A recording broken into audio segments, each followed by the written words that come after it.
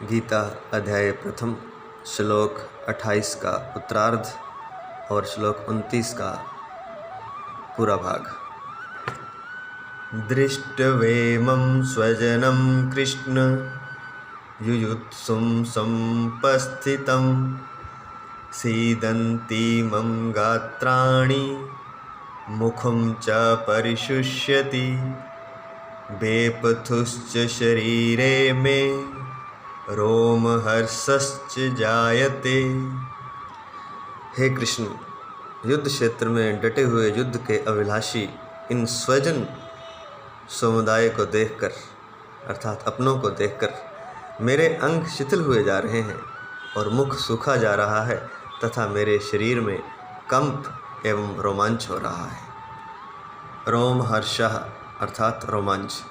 रोमांच से तात्पर्य कई प्रकार का होता है।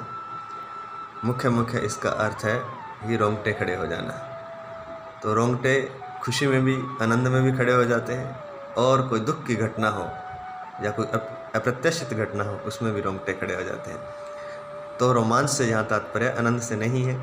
यहाँ पर रोंगटे खड़े हो गए अर्थात शरीर और मन बड़ा दुखित हो गए हैं, जिससे रोम रोम कंपित हो रहा है और रोम खड़े हो गए हैं। यह करीब करीब ऐसी स्थिति है कि शरीर बिल्कुल निर्जीव सा जान पड़ता है। शरीर की शक्ति जैसे क्षीण हो गई है, शरीर की शक्ति जैसे काम ही नहीं कर रही है। ऐसी स्थिति अर्जुन की हो गई है, और उसका कारण कि वो अर्जुन असमय करुणा से अभिभूत हो गए हैं।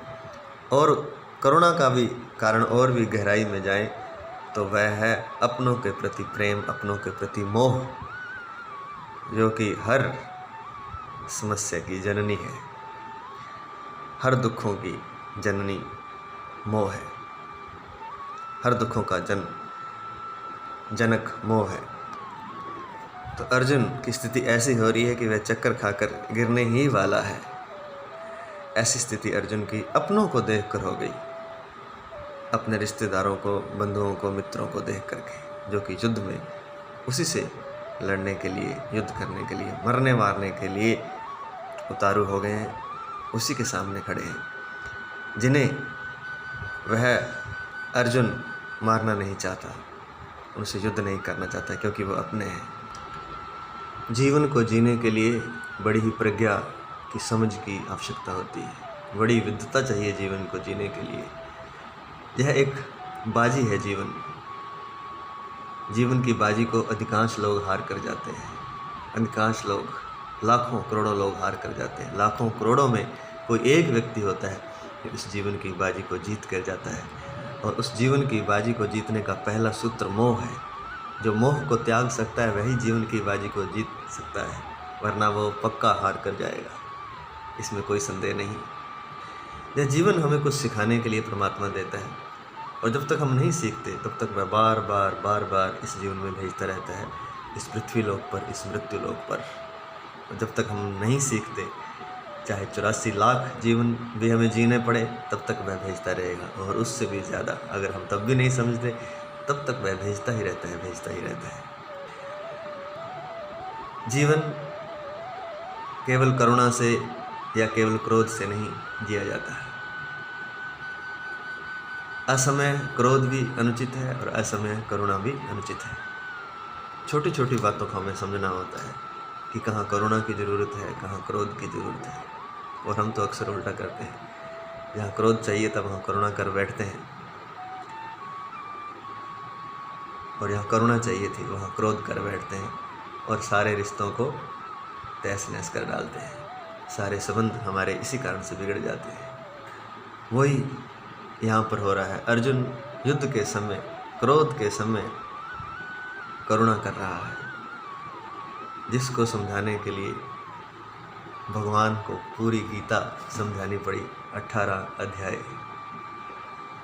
क्योंकि एक बात नहीं है जो हमें समझनी होती है, हजारों बातें हैं, और उन सभी बातों का एक एक करके बड़ा ही सूक्ष्म विवेचन इस गीता में किया गया है।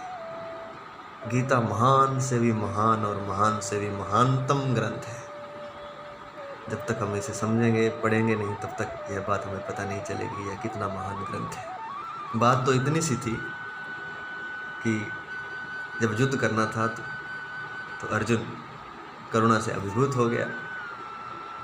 वह युद्ध नहीं करना चाहता था तो बात इतनी सी थी कि उसे युद्ध में लगाना था। वो 2 श्लोक में भी समझाया जा सकता था, लेकिन यहाँ केवल युद्ध में लगाने की बात नहीं थी, यहाँ उसको जीवन की समझ देने की भी बात थी कि हर एक बात के प्रति, हर एक चीज़ के प्रति व्यक्ति में समझ होनी चाहिए ताकि वह अपनी समझ से उठे और सही निर्णय ले पाए। भगवान कहते कि युद्ध कर तो सीधा भी मानना पड़ता, क्योंकि उसके गुरु भी थे, मित्र भी थे, भाई भी थे, तो उनकी आज्ञा मान जाता। लेकिन उन्होंने ऐसा नहीं किया, उन्होंने उसको समझाया और फिर उसके भीतर से ऐसा आया कि समझ पैदा हुई, भीतर एक प्रज्ञा का जागरण हुआ, एक विवेक का जागरण हुआ। तो उस विवेक से उठकर फिर वह युद्ध में लगा और अंततः पांडव जीते। जय श्री कृष्ण।